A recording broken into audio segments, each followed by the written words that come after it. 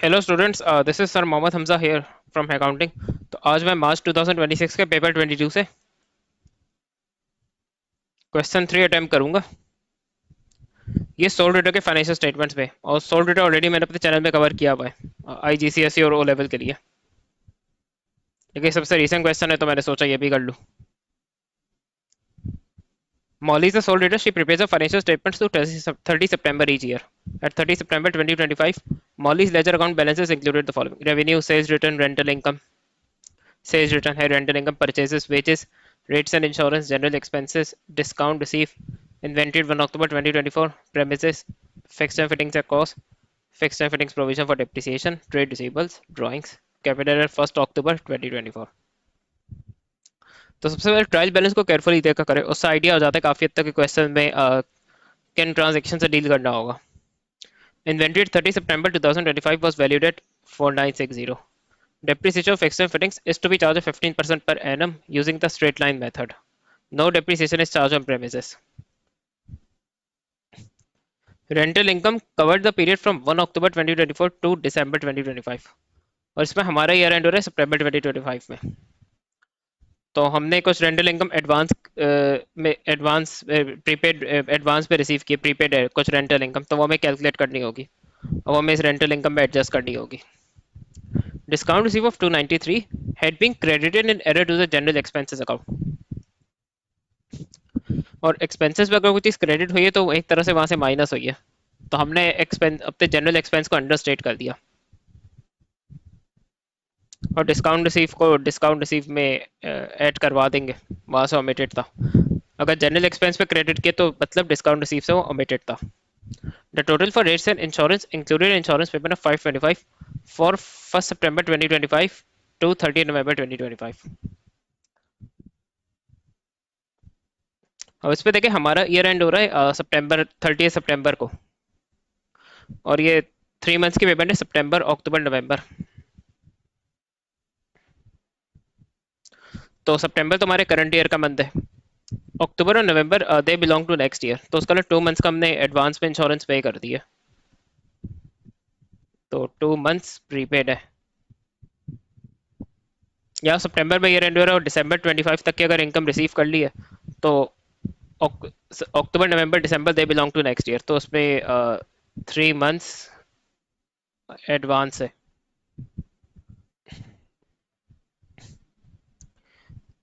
Wages का simple है, wages of 995 were unpaid at 30 September 2025। Prepare Molly's income statement, पहले मैं वर्किंग्स करूंगा फिर इनकम स्टेटमेंट बना दूंगा।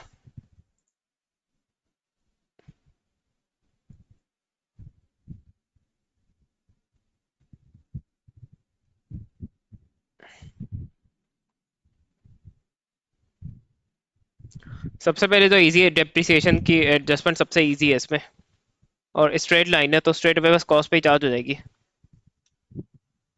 तो 6500 का 15%, तो ये हो गया 975।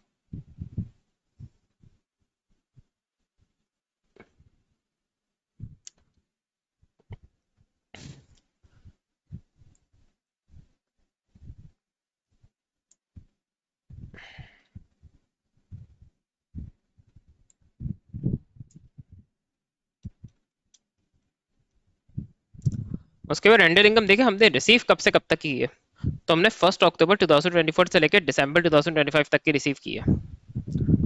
तो 2025 के आपके 12 मंथ्स हो गए और 2024 के 3 मंथ्स हो गए, तो मीन्स ये 15 मंथ्स की अमाउंट है।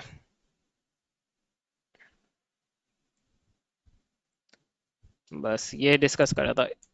तो क्योंकि हमें प्रीपेड अगस्त पे से अलग करना है तो हमें ये भी पता होना चाहिए कि वो कितने मंथ्स की अमाउंट है, क्योंकि उसने ये नहीं बताया कि कितना प्रीपेड है। तो पहले इसमें मैं प्रीपेड रेंट इनकम निकालूंगा, फिर उसको रेंट इनकम में से एडजस्ट करूंगा।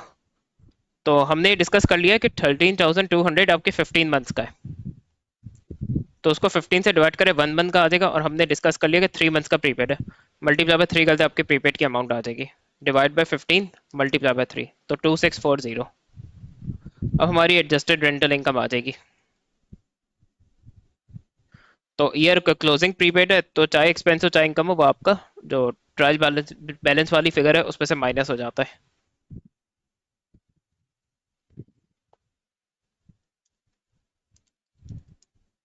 अब अपनी बाकी वीडियोस में एक्सप्लेन कर चुका हूँ कैसा क्यों होता है। 10560 रेंट इनकम एडजस्ट हो गई। सबसे पहले जनरल एक्सपेंसेस की करेक्शन करेंगे।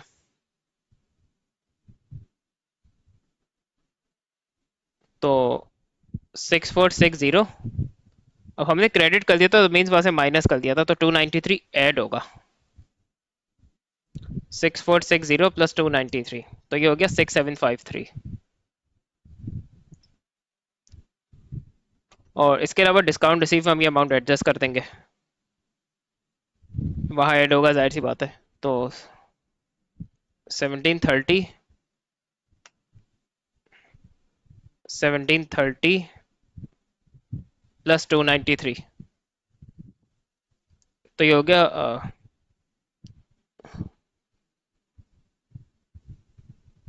तो ये हो गया 2023।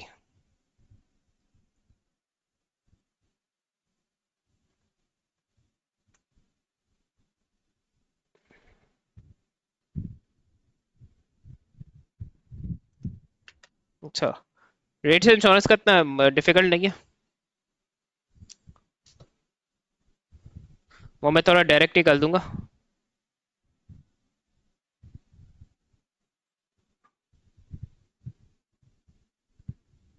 तो रेट से इंश्योरेंस है ट्रायल बैलेंस में 4915,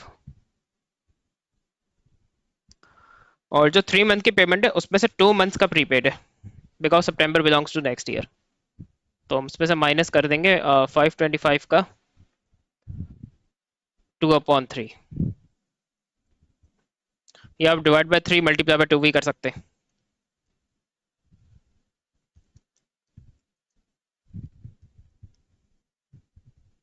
तो ये हो गया 4565।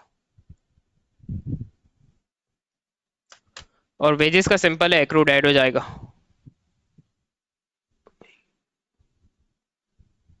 16270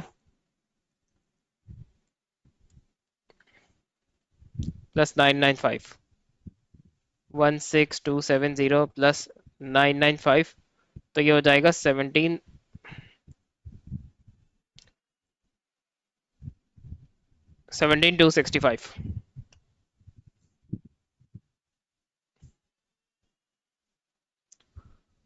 तो हमारी एडजस्टमेंट्स हो गए, अब हम इनकम स्टेटमेंट शुरू कर सकते हैं।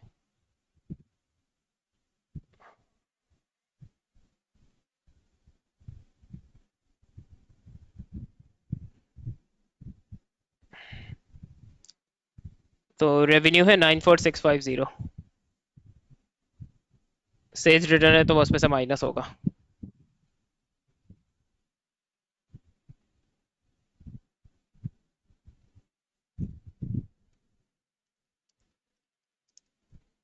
Nine one six three zero अब होगा लेस कॉस्ट ऑफ सेल्स।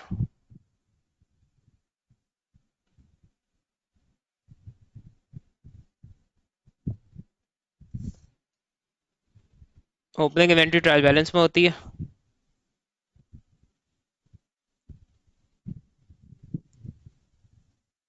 और परचेजेस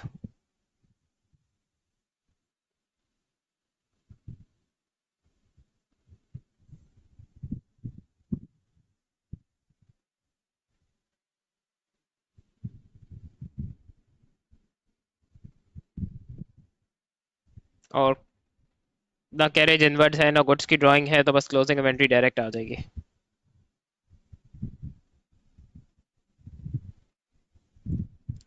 तो 4455 प्लस 51385 माइनस 4960, तो 50880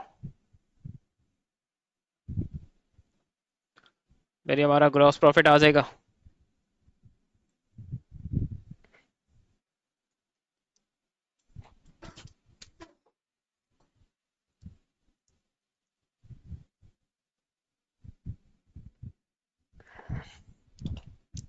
अब इसमें अदर इनकम्स बिल्कुल है, तो सबसे पहले तो आपका डिस्काउंट रिसीव्ड ही है।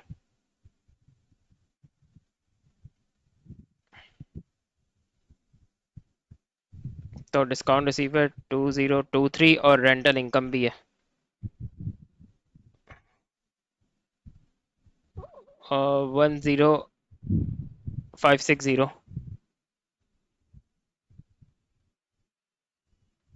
और कोई इनकम नहीं है तो 40750 प्लस 2023 प्लस 10560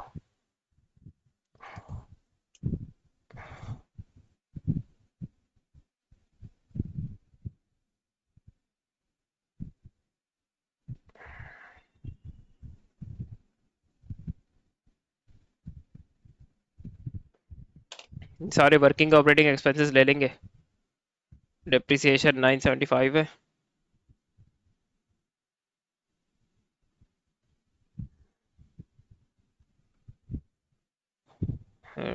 जनरल एक्सपेंसेस है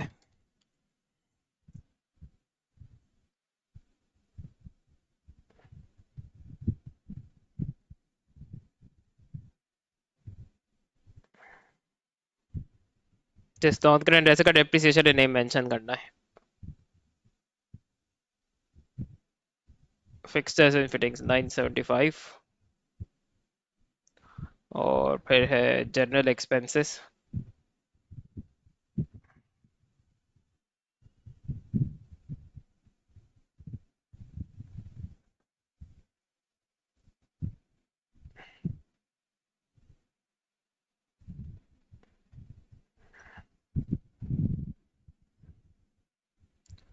फिर वेजेस है 17265 और 4565 का रेट्स एंड इंश्योरेंस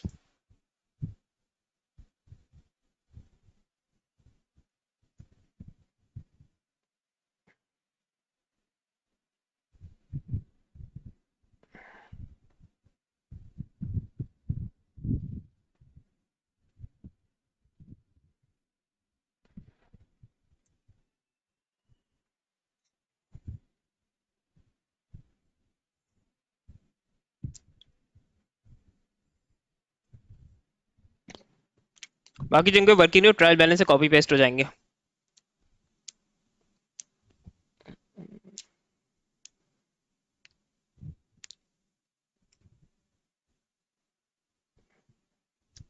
नहीं ऐसा तो और कोई नहीं है सभी की वर्किंग थी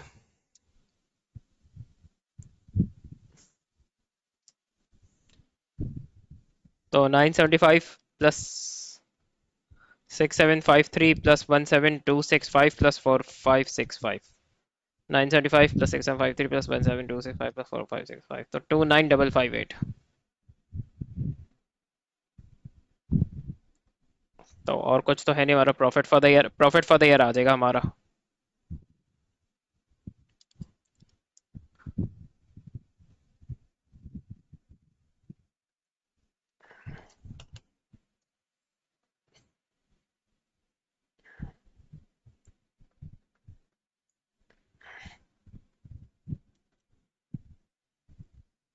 अब उसके बाद रिक्वायरमेंट है प्रिपेयर कैपिटल अकाउंट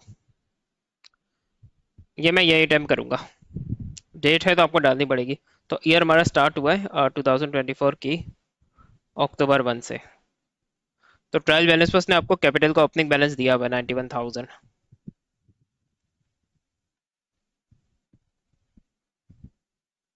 उसके बाद आपका प्रॉफिट फॉर द ईयर और ड्राइंग्स जो है वो आपके ईयर एंड ही के तो उसके साथ डाल देंगे 2025 सितंबर 30 यहाँ भी हम यही कर लेंगे 2025 सितंबर 30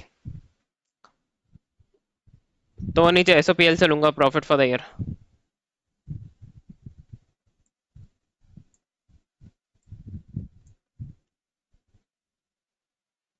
तो 23775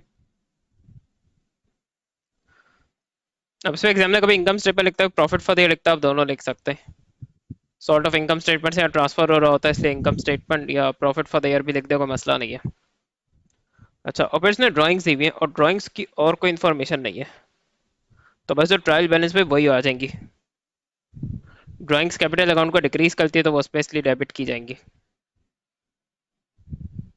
बस हमारा बैलेंस शीट ही आ जाएगा बेगर साइड ऑब्वियसली इसमें क्रेडिट साइड ही होगी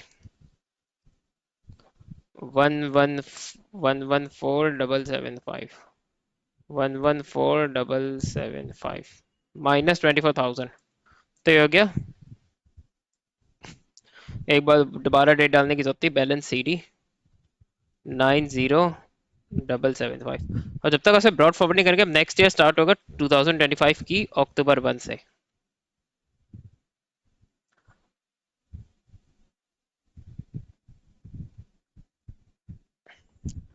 calculate Molly's gross profit margin for the year ended September 2025। Start your answer to two decimal places. सही है। और अच्छा, इस पे एक बात बता दूं मैं आप लोगों को। अब सेल्स रिटर्न के बाद वाला ये नेट रेवेन्यू कहलाता है। ये लिखना नहीं होता आपको, ना भी लिखे मसला नहीं है।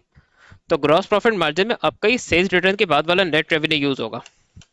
और इसी तरह ग्रॉस प्रॉफिट जो यूज होगा वो अदर इनकम से अदर इनकम्स ऐड करने से पहले वाला जो है वो यूज होगा, क्योंकि जब अदर इनकम्स ऐड कर देते हो तो ग्रॉस प्रॉफिट नहीं रहता।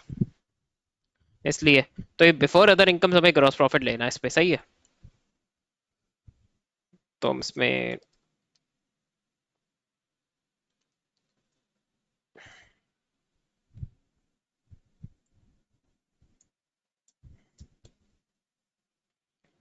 सही है। तो ये हो गया 40750 gross profit before other adding other incomes, और ये net revenue after sales return multiply by 100।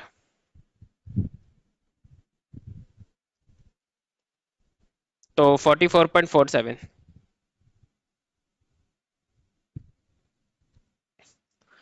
फिर लास्ट थ्योरी का पार्ट है। Molly is considering producing her own goods instead of purchasing goods from suppliers. She would convert the part of her premises which she currently rents out into a factory.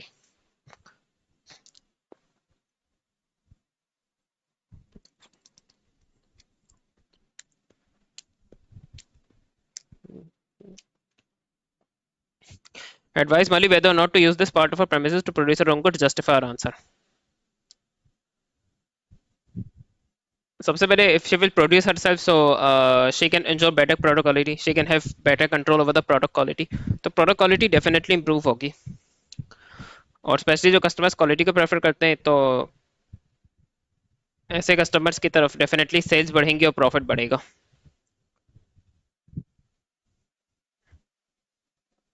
Although उसकी liquidity के बारे में कोई information नहीं, उसकी cash position का उन्होंने कुछ नहीं बताया।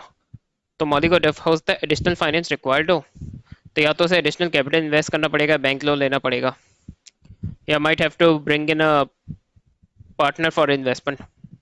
तो मौली के पास सफिशिएंट फाइनेंस ना हो कि वो ये प्रेमिसेस का कुछ पार्ट फैक्ट्री में कन्वर्ट कर सके।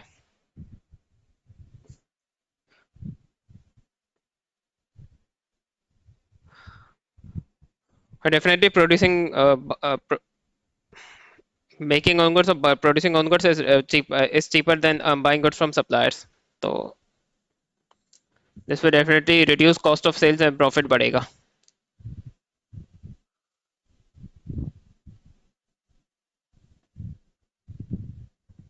अच्छा, लेकिन इसके लिए स्टेज मैन्युफैक्चरिंग के लिए स्केल स्टाफ हायर करना पड़ेगा, तो हो सकता है उसमें टाइम लग जाए, या वो मॉली जिस कंट्री में ऑपरेट करती है हो सकता है वो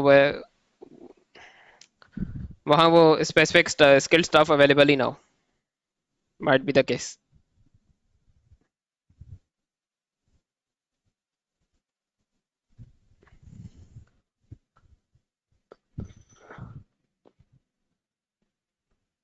और सप्लायर के जो प्राइस राइसेस हो जाते हैं उससे भी प्रोटेक्ट करेगा मॉली को ये।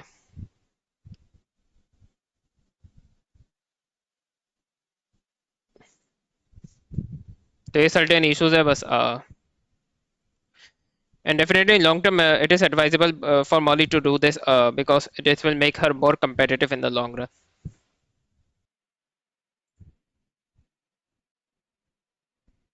तो मैंने इसका आंसर भी लिख दिया है। आप लोग और भी कोई वैलिड पॉइंट्स रेज कर सकते हैं।